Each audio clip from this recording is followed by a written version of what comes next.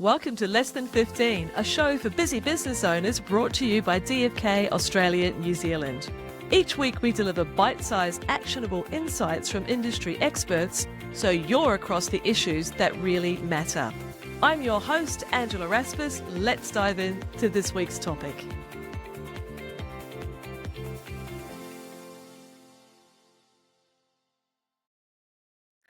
Welcome to this week's episode where we are joined by Rob Shelton, the Managing Director of DFK Everalls in Canberra.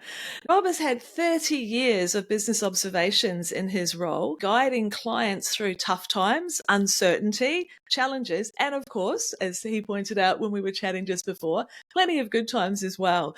But Rob, when you have been helping these organisations and businesses navigate difficult times, there's obviously a lot of learnings that have become available to you. So thank you for coming and spending your time and wisdom here with us today. And let's dig in and find out, what is this back to basics philosophy about? So good morning, Angela, and to have a chat. Certainly there's plenty of noise around things being poor, recessions, depressions, all those sorts of words float around in the media. And the first thing to get hold of is, are they actually impacting on my business? Is it just noise, or is it actually having a real impact? And there's no denying that for some businesses there is a real impact. For others, perhaps not, and that's a happy space to be in. But let's talk about the ones that might be having a bit of a downturn and suffering some consequences in there. I think the first thing to recognise is to be open and to be honest with yourself and your business partners or other directors or other business operators that are in your business. Is this having an impact, and what can you do about it?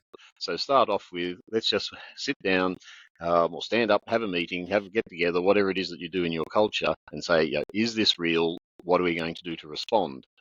And the response is often, let's just go back to doing our basics and doing them well. Focus on the core clients or the core markets or the core margin products, whatever it is that you're doing, and make sure you're doing and delivering them well.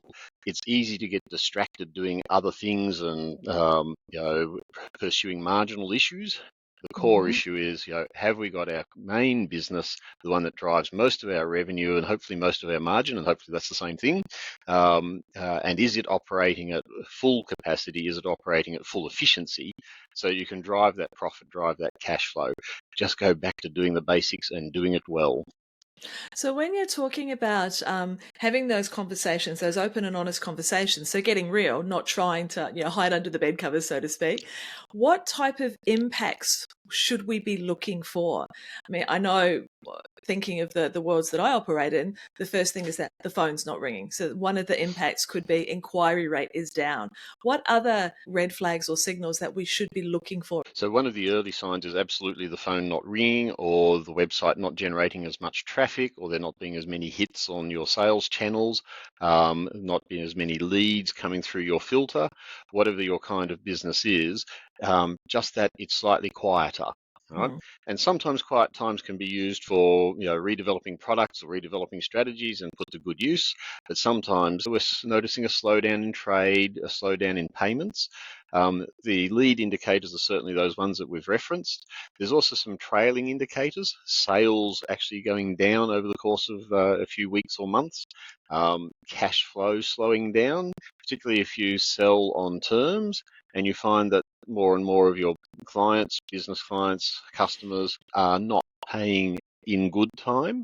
They're early warning signs, not as early as that leads and phone calls and website traffic, but they're still early signs that maybe there's something happening. The trick is to identify whether that is just a one-off error or a one-off factor, or whether there's actually a long-term trend or a medium-term trend emerging. And getting on top of that early puts you in good place to have good quality management decisions, good quality boss decisions as to, this is a trend we need to respond, this is a minor blip that we don't need to worry about, and just to, data-driven, fact-driven, not just perception and noise from the radio or the latest TV, which is, TV and radio are fantastic, but they're very good at presenting bad news. Does that bad news actually apply to you is the question, or to your business? So that's really key discernment, that balance between the data-driven versus the perception. What I'm hearing here is we need to have a good business dashboard. so that Yep. we are tracking those lead and trailing indicators, and so that we can actually be aware rather than alarmed. What are some of the common mistakes that you see if people either are or aren't tracking these indicators? What other common mistakes could get in the way of you seeing the clear picture, as opposed to a Yep. perception lens or a perception filter that's mucking things up? Sure. So common mistakes, firstly, is just plain denial. Right? There's nothing happening out there. Everything's good, and I don't have to worry about it. It's the Mm-hmm. head in the sand response. And that will only last for so long. Eventually, the facts will outweigh the denial, but by then, it might well have gone past any point of recovery. So denial, denial should be contrasted, of course, with a knee-jerk response to something that only might be a minor blip or might not actually be a thing at all. Just trying to have that real understanding, good quality dashboard to see what's going on there. Um, Poor cash flow management and poor sales lead management. Those two are linked. Sales leads to cash flow. Cash flow management means you have the risk of running out of cash, right, and not being able to pay, and there's all sorts of nasty consequences for that. So having a very close eye on your debtor days, having a very close eye on your sales, which goes ahead of debtor days, and just looking for what's happening in that space. Right? I think the other thing that would probably be worth identifying as a common mistake is the knee-jerk reaction of most people to a downturn, and most businesses, most commentators, is let's go on a cost-cutting exercise. Yeah. Right? And you can go and cut costs. There's actually a logical limit. There's a mathematical limit to how much you can cut costs. Theoretically, nobody ever do this, but theoretically, you could cut costs to zero. Have no staff, no electricity, no rent, no product costs. You could cut costs to zero, and you might need to do that if your business is actually disappearing entirely. However, in reality and being real, most businesses, if they're well run, they're likely not to be able to find more than 5, maybe 10% of costs that can Yeah. cut. After that, it's got to be on the revenue side. And so the stock standard response of a lot of business managers, business owners is cut, cut, cut. That can be a mistake, can be necessary, but actually the upside, there's an infinite amount of upside growth potential, very finite amount of cutting potential. Yes. Um, and accountants are really good at knowing the cost of everything and being able to cut those things, and I get that. But the actual more powerful conversation is often around what else could we do to grow rather than to shrink. And that almost feels to some people counterintuitive. Like I've got to batten down the hatches because things are really hard. But that is, as you're saying, that potential knee jerk reaction. There's only so much you can control.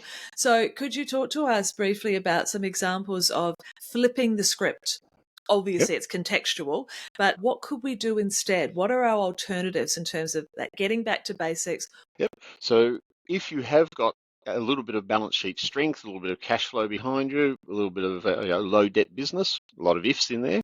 But if you can turn that view to, okay, where's some opportunities in this space, right? Mm-hmm. Maybe there's somebody else in a similar business or even the same business that's competing with you that's also in trouble, getting together, doing a merger, doing an acquisition, or if you want to be predatory, helping them out of their pain and moving into their space. Those are all How business tactics. thoughtful. They're very thoughtful. Those are all business tactics that are available, and it's the old "shame to waste a good crisis" response. If you've got the ability to expand in the business, and it might not be as courageous as moving into somebody else's space, it might be as simple as some other businesses have let some good quality people go. The market might have loosened a little bit, and Mm-hmm. in a country where there is a major labour shortage, where there is some businesses that are offloading people or have been forced to offload people, you might find there's some good quality people out there that can Mm. actually bring something to your business, whether that be sales leads or whether that be efficiency or not know-how or whatever else. So keeping an eye out for solving a people problem during this process, keeping an eye out for another market that you could move into, and making sure that you've got a really strong, capable, focused business as usual that you can deliver and deliver well, efficiently. A lot of upside potential in there, even in a declining or tight space. Mm. And that's really a choice, isn't it? For, okay, which angle am I going to look from?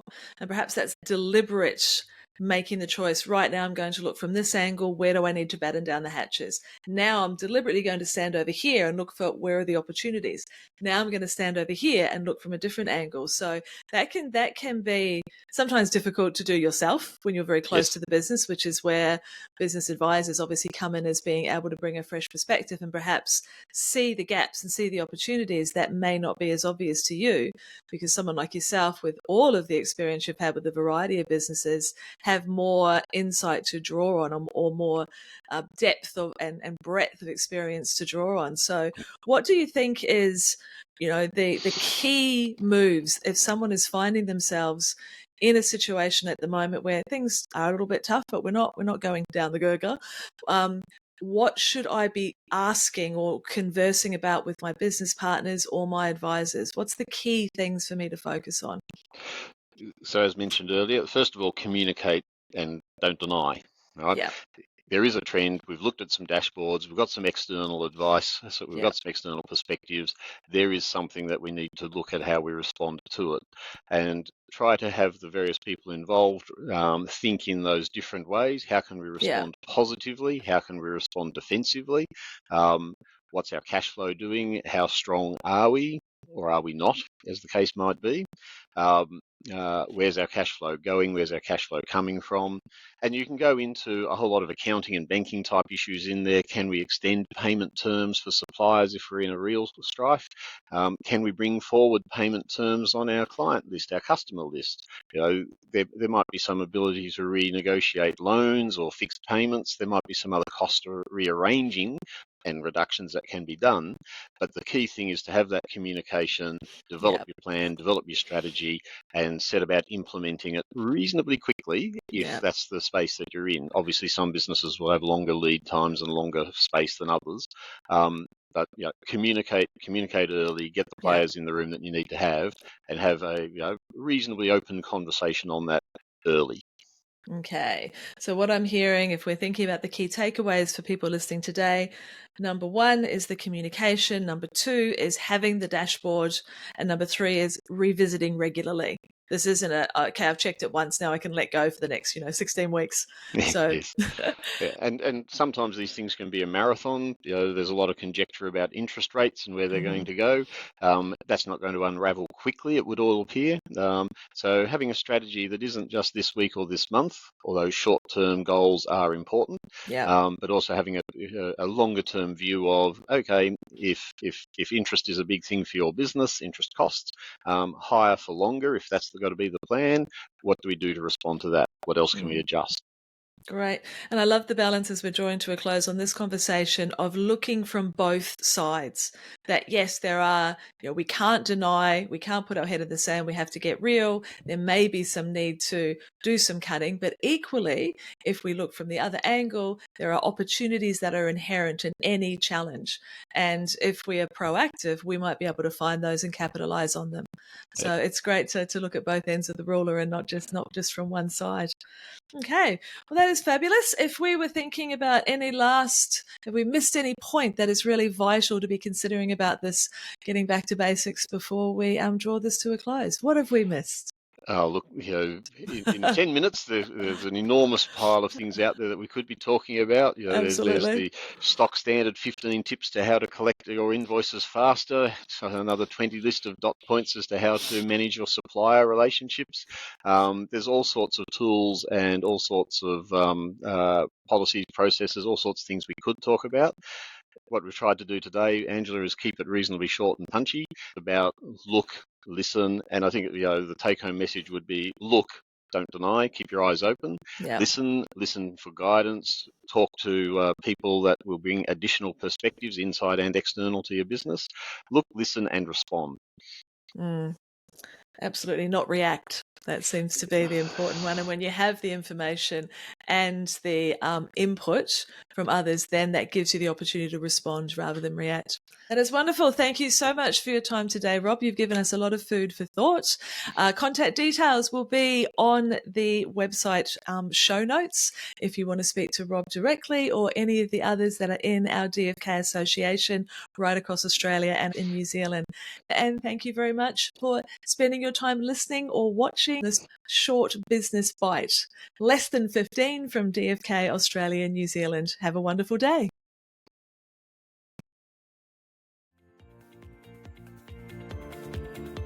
We hope you enjoyed this episode of Less Than 15 and have a fresh idea or two to take action on. Hit the subscribe button so you catch every bite-sized business bulletin. And we'd love you to leave a review or perhaps share the episode with a friend. Less Than 15 is brought to you by Accountants and Business Advisors DFK Australia New Zealand, helping business owners make better decisions through local knowledge, national connections and global reach. We'll be back next week with more valuable insights to help you and your business grow.